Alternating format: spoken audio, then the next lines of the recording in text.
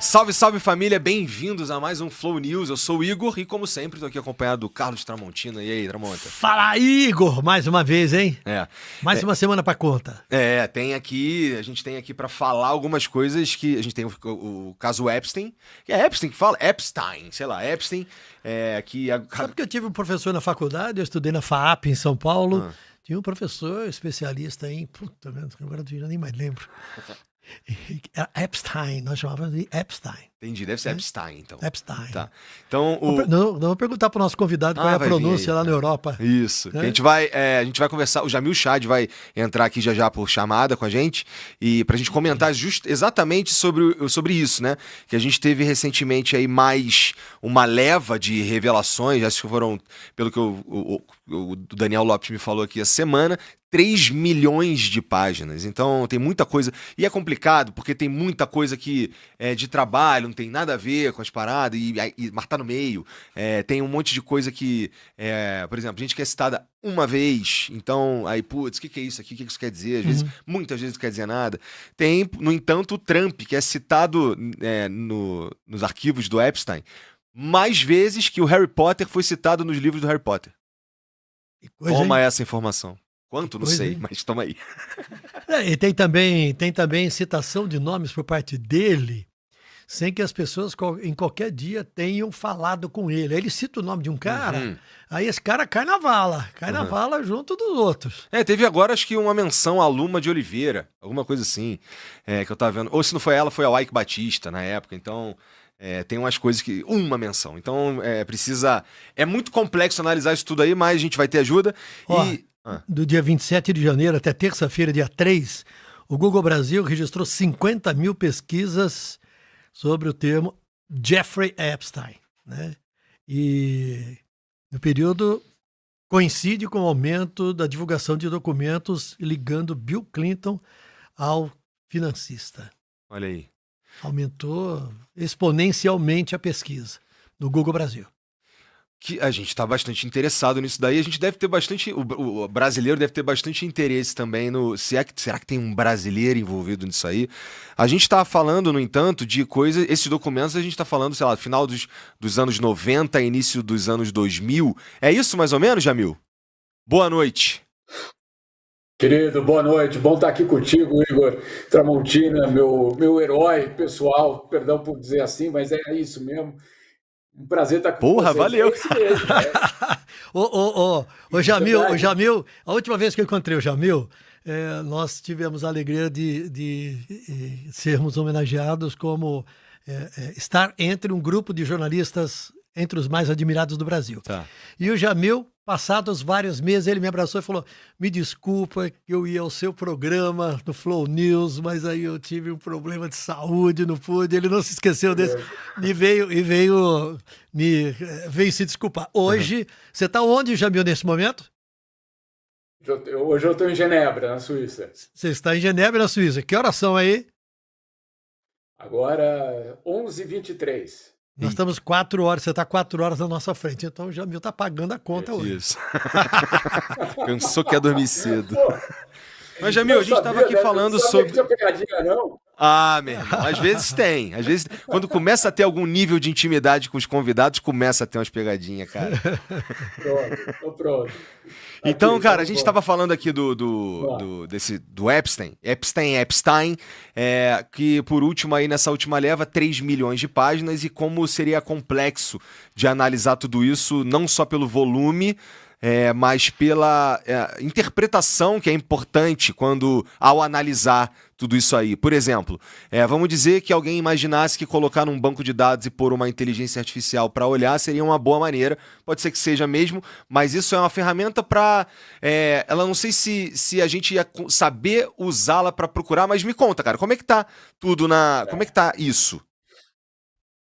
Meu caro, vamos lá, porque esse tema é extremamente complicado, mas ao mesmo tempo ele é muito revelador de muitas coisas. Em primeiro lugar, o processo de, vamos dizer assim, divulgação desses documentos.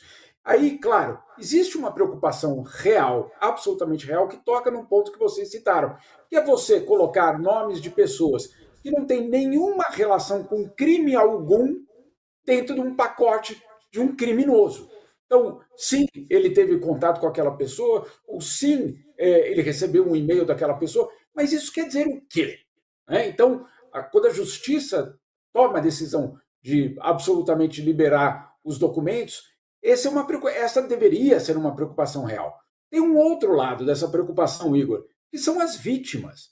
Será que você coloca o nome de novo das vítimas para elas serem de novo vitimizadas, de novo serem alvo, basicamente, de um processo, obviamente, de ataque à sua reputação, etc., e sofrer pessoalmente, depois de todo o sofrimento que essas garotas já tiveram? Então, também esse é um outro dilema da justiça. Havia fotos ali no meio do que vazou ali, e havia foto dessas pessoas, dessas crianças. Crianças. E aí essas fotos foram divulgadas com censura, eu imagino, né? Então, as fotos foram com censura, mas aparentemente, e isso é o que as vítimas estão dizendo, muitos nomes de vítimas voltaram a ser publicados. E aí é muito grave, porque você precisa preservar essas pessoas. As pessoas já sofreram muito. Agora vão, de novo, sofrer, claro, com toda essa exposição. Qual é a reclamação? Os poderosos foram preservados, porque alguns nomes, de fato, desapareceram, ou vieram taxados, etc. Mas os nomes das vítimas não. Ou seja, de novo as garotas sofrendo, de novo as garotas, de uma certa forma, sendo colocadas na forma mais vulnerável possível. Então, esse é um problemaço, e aí você tem toda a razão em ter começado a conversa com isso. Agora, tem um outro lado dessa história, porque mesmo que essas pessoas não tinham qualquer tipo de relação com um crime, vamos imaginar que muitas delas não tiveram nenhuma relação com crime. O que esses documentos mostram é, na verdade, um financista, um empresário, no caso dele, que construiu, e eu acho que essa é a leitura que a gente pode fazer de uma forma mais geral desses e-mails, desses documentos, ele construiu uma rede ultra poderosa de contatos, oferecendo para monarcas, empresários, políticos de direita, de centro, de esquerda, todo mundo passava ali, oferecendo acesso a grandes investimentos nos Estados Unidos. Oferecendo também, por exemplo, pagar contas, dívidas de algumas dessas pessoas. Então, ele era basicamente o cara para onde você ia recorrer. Olha, tive um problema aqui, minha filha, meu filho, meu marido, etc. Tá lá. Ele ia lá e socorria financeiramente aquelas pessoas. E um terceiro pilar, com meninas. Então, ele construiu, eu acho que essa é a história que basicamente a gente pode ler, além do crime, ele construiu uma rede impressionante de relações com o poder mundial, cara. E aí não estou falando ali nos Estados Unidos, não, é o poder mundial. Vai desde do príncipe da Arábia Saudita, a monarquia norueguesa, a gente no mundo inteiro que passava por ele para que ele abrisse portas e também outras coisas. Meu Deus. Pois é, até o Bill Gates agora veio a público lamentar que tivesse se encontrado com o Epstein, mas ele disse, olha, mas todos os meus encontros foram em almoços, em encontros formais desse tipo, porque o Epstein dava dinheiro para a fundação Bill Gates. Então era a fundação Bill e Melinda Gates, né? E ele ainda era casado com Melinda, acho que é o nome dela, né? Me corrijam se não estiver correto. E o Bill Gates falou, me arrependo de cada minuto que passei com ele.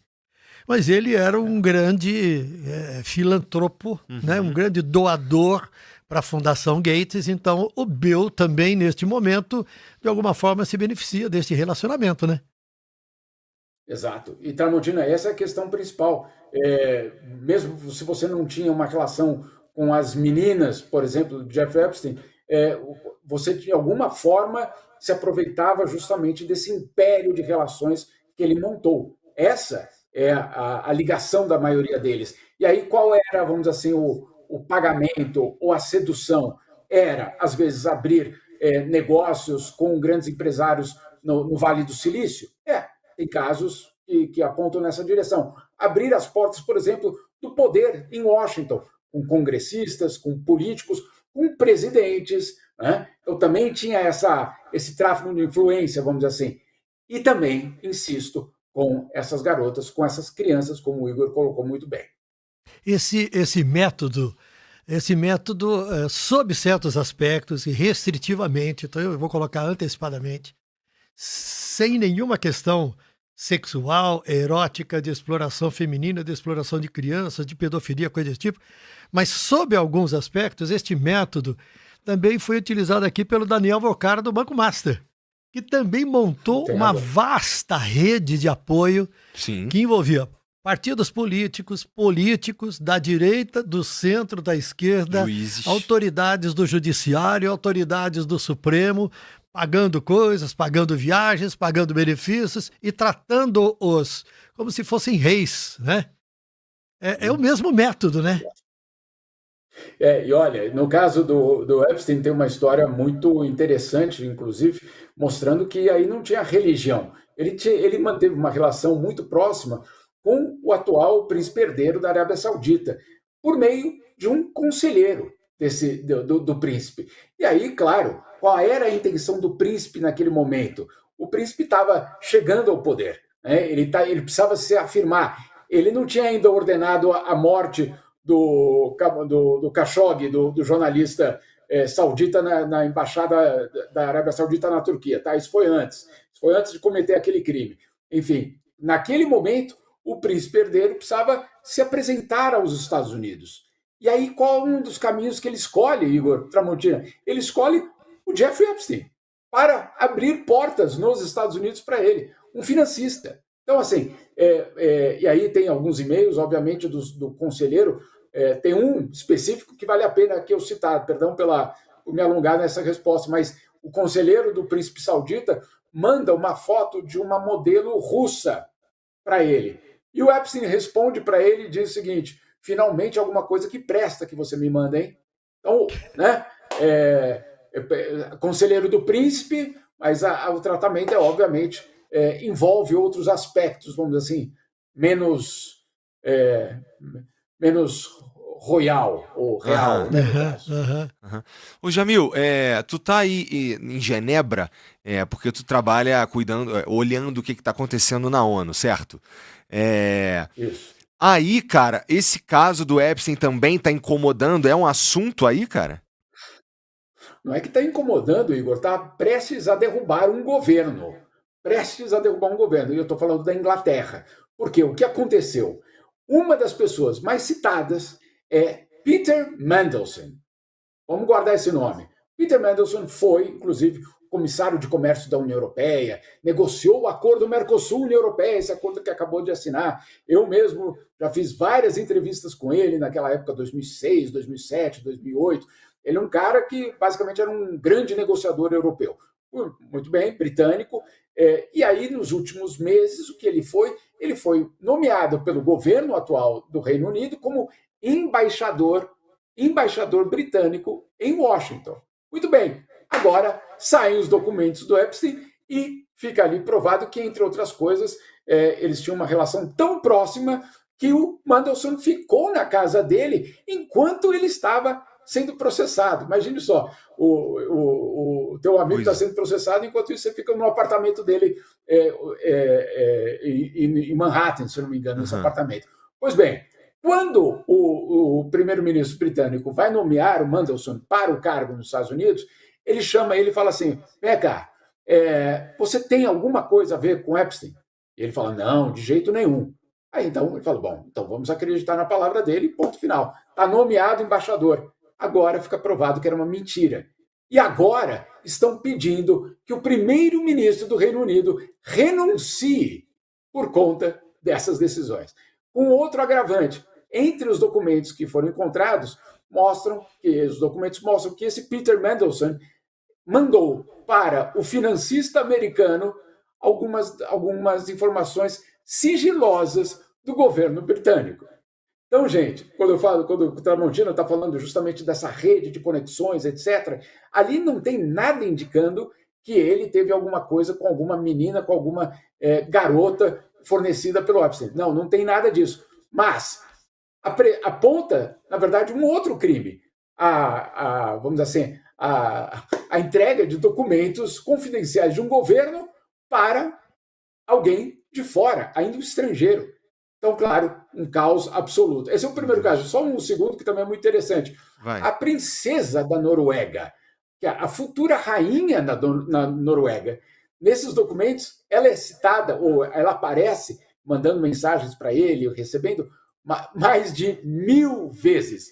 Bolsonaro apareceu 70, certo? Mais ou menos 72, 78. 1000 A vezes princesa a princesa. apareceu mais de 1000 vezes. Agora a pergunta na Noruega é a seguinte: essa princesa, ela tem ainda capacidade, legitimidade para eventualmente assumir o trono da Noruega depois dessa? Então até isso tem acontecido aqui. Então é um impacto mundial, realmente algo impressionante. Essas, quantas vezes? 70 mil vezes. Foi isso que tu falou? Que ela Não, foi 1000 vezes. 1000 vezes. 1000 vezes, 1000 vezes. 70 foi o Bolsonaro. 70 foi Bolsonaro. Então tá, a gente sabe o teor do que dessas mensagens, as 1000 vezes que ela foi citada? Essa é uma. E a segunda, as 70 vezes que Bolsonaro foi citado, do que mais? O que mais que tem ali que tem a ver com brasileiro e é algo pra gente prestar atenção?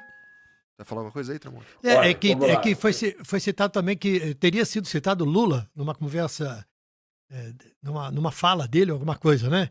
O que você sabe disso tudo aí? Olha, isso é o que eu li, pelo menos, tá? Então pode ser que tenha mais coisa. É o que nós lemos também, isso. Então vamos lá. Primeiro, em relação ao Bolsonaro, nós temos o Steve Bannon, que foi o articulador, basicamente, de Donald Trump na primeira eleição, aquela de 2016, o grande articulador da extrema-direita americana, falando para o Epstein sobre a relação dele com Bolsonaro. Ele não vai além disso. Ele basicamente diz, e uma frase que ali foi pescada, que ele precisava manter isso nos bastidores. Isso o quê? Não dá para entender, não dá para entender o contexto, se eles conversaram antes, se aquela era uma conversa por escrito, seguindo a uma conversa que eles provavelmente tiveram por telefone ou ao vivo, ou seja, não dá para concluir nada. Dá para concluir que Bolsonaro foi alvo de uma conversa do estrategista de Donald Trump com o financista. Então, é isso que nós sabemos. Não dá para ir além disso, pelo menos por enquanto. Essa é a mensagem, vamos dizer assim, principal. Quanto a Lula, tem uma citação de uma outra conversa, e aí não é o Bannon, é uma conversa do Epstein com uma outra pessoa que justamente fala que esteve com o presidente Lula. Né? Então, você tem mais uma vez, uma relação indireta, não uma relação direta, nenhum dos dois, nem de Bolsonaro, nem de Lula. Agora, claro, acontecimentos políticos de peso no mundo, entre eles a eleição no Brasil, sem dúvida nenhuma.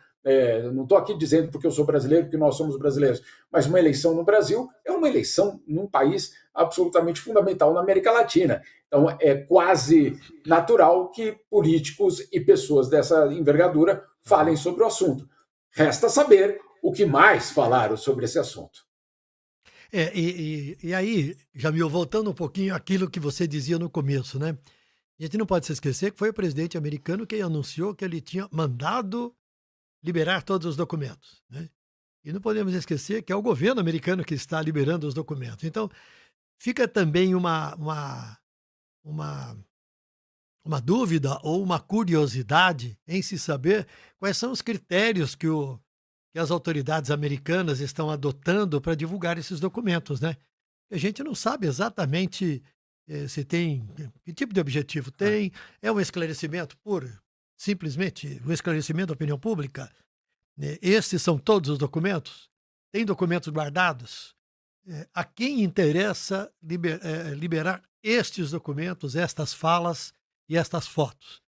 São muitas dúvidas e muitas interrogações, né, no meio de todo esse processo. E o Trump também usou a divulgação desses documentos aí como plataforma política. Depois disso que eles nem existiam, e agora a gente não existia um troço que só na última leva tinha 3 milhões, se o número tiver certo, de páginas.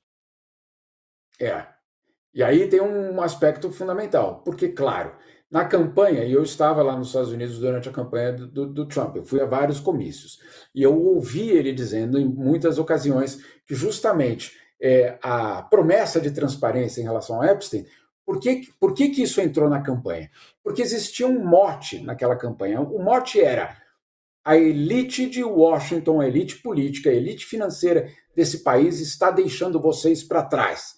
Vocês são os abandonados. Eu, Donald Trump, vou recuperar vocês.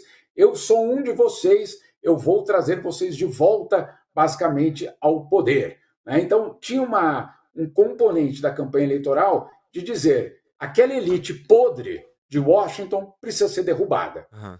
E eu vou ajudar a derrubá-la.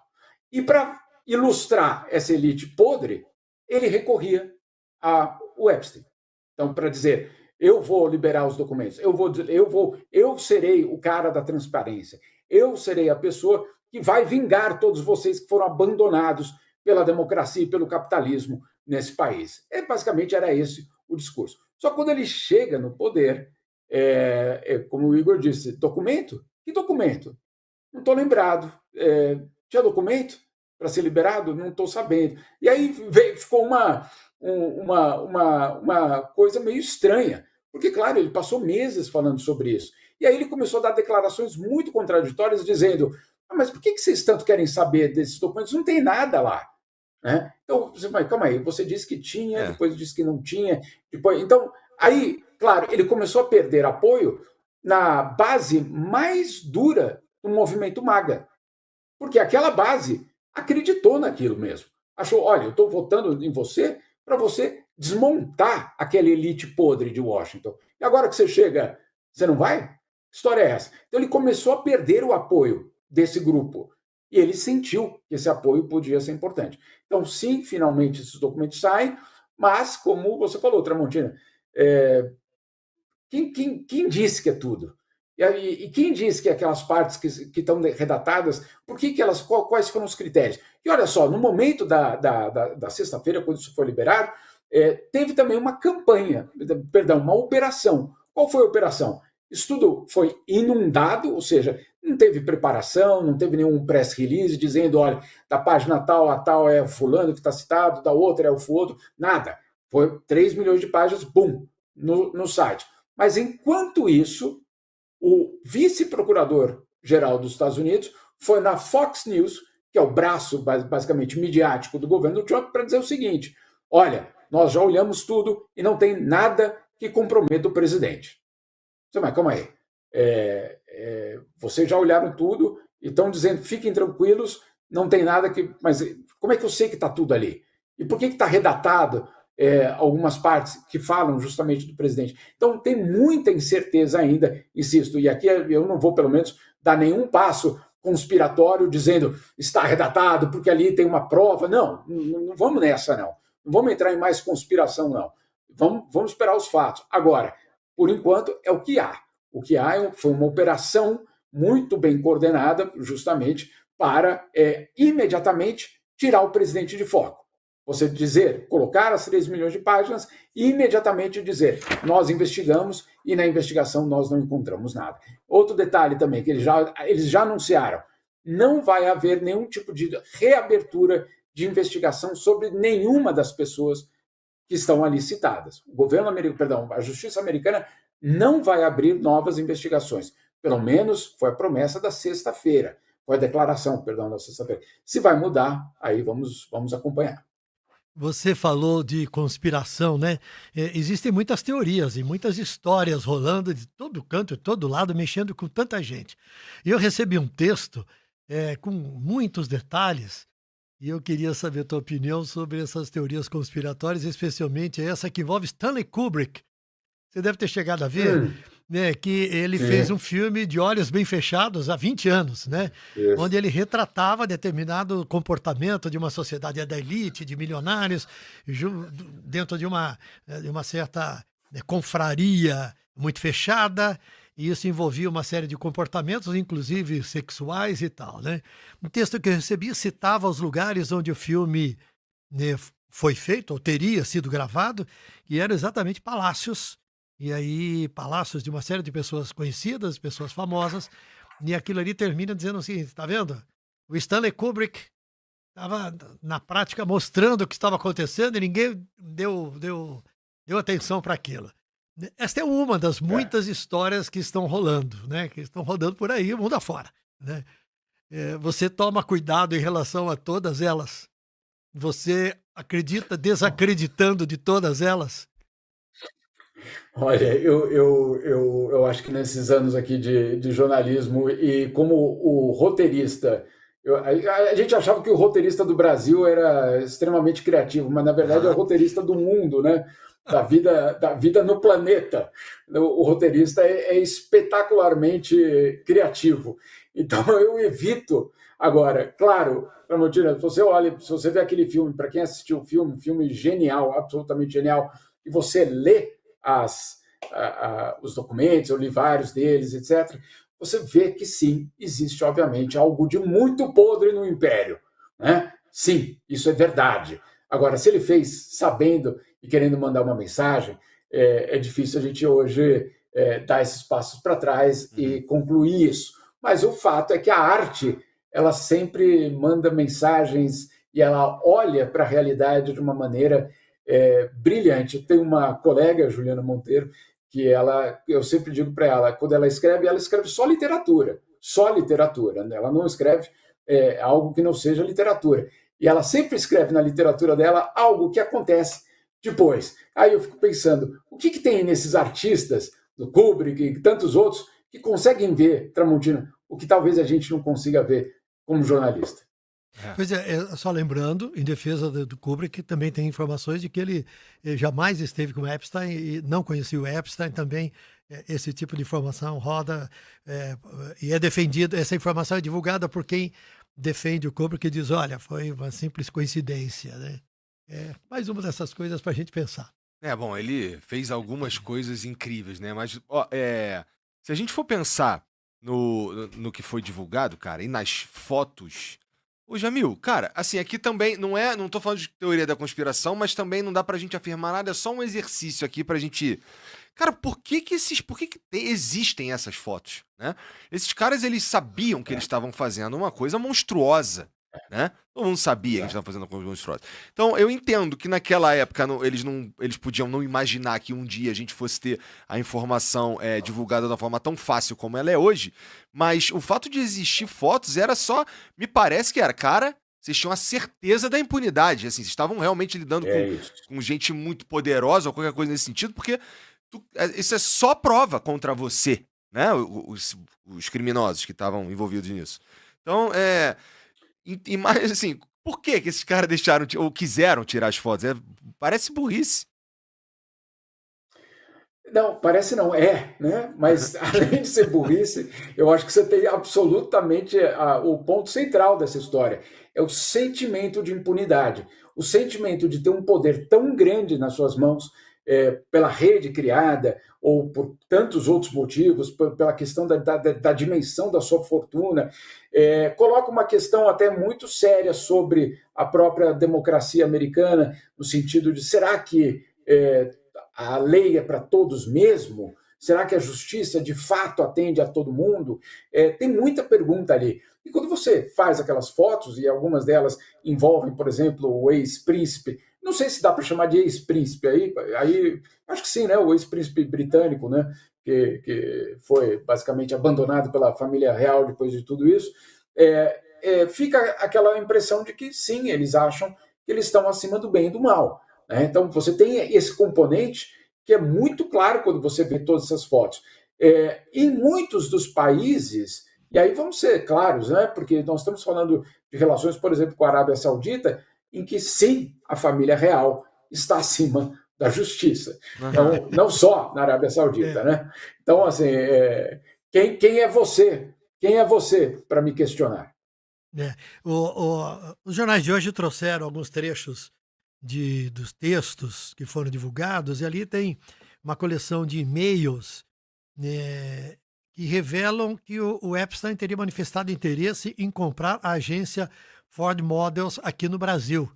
E segundo que seria uma pessoa que seria assessor do Epstein, teria dito escreveu num dos e-mails para ter acesso mais fácil a garotas, né? Isso foi em 2016. o dono da Ford Models aqui no Brasil disse que a Ford Models aqui nunca esteve à venda e que ele não foi procurado, que isso não existiu, essa conversa não existe. Então, é mais uma dessas histórias. Nós falamos aqui de citação a Lula e Bolsonaro. A gente sabe de outros brasileiros que tiveram contato com Epstein, ou de garotas que porventura, mulheres que porventura foram convidadas para as festas, ou para conhecê-lo, para visitar seus empreendimentos, a ilha, sei lá o quê. Foi citado alguma coisa assim? Eu vou te confessar que eu não consegui acompanhar todo o noticiário de Brasil em relação a esse caso, porque, sinceramente, como ele é global, eu tentei, obviamente, olhar para todos os lados, claro. Mas eu tenho certeza que algum detalhe pode me tá me escapando aqui.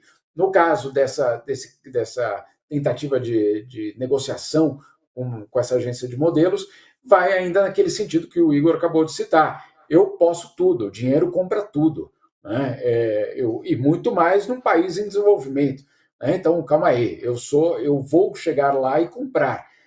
Tem um outro componente dessa história que a gente não pode esquecer. Homens brancos e ricos e de países desenvolvidos, né? De olhos azuis, como diziam alguns. Então, vamos ser muito claros aqui. Nós estamos falando de homens brancos agindo como homens brancos no lugar de poder. Isso também é fundamental de a gente colocar nesse contexto. Só mais um detalhe ainda sobre a relação com o Brasil. Na verdade, não é com o Brasil, é uma relação indireta, mas uma das assim, peças complicadas da história no Reino Unido é um marido do Peter Mandelson, daquele embaixador que eu acabei de citar, que agora está criando um problema muito sério para o governo britânico. O marido do Peter Mandelson é brasileiro. Mas, enfim, isso é um detalhe, não é porque ele é brasileiro que o problema está colocado. Colocado está pelo próprio embaixador Peter Mandelson, que mentiu para o seu governo e ainda entregou documentos para o empresário. Imagine só, você é um ministro ou um embaixador do seu país e você filtra documentos do seu país para o outro lado. É inacreditável. Serviço completo. Sim, ali não tem... Mas, ó, Jamil, cara, eu tô vendo aqui, o Epstein, ele enfrenta a justiça da primeira vez, cara, lá em 2008, né? Ele ficou preso, claro, inclusive, exato. Ele ficou preso ele cumpriu pena de 13 meses, com liberação pro trabalho. Então ele ia trabalhar e ia dormir na cadeia, né? Uma coisa interessante que eu tô vendo aqui é que um promotor, o Alexander Acosta, concedeu ali ao Epstein um acordo secreto que não só reduziu a pena dele, mas ainda deu imunidade a todos os cúmplices não identificados.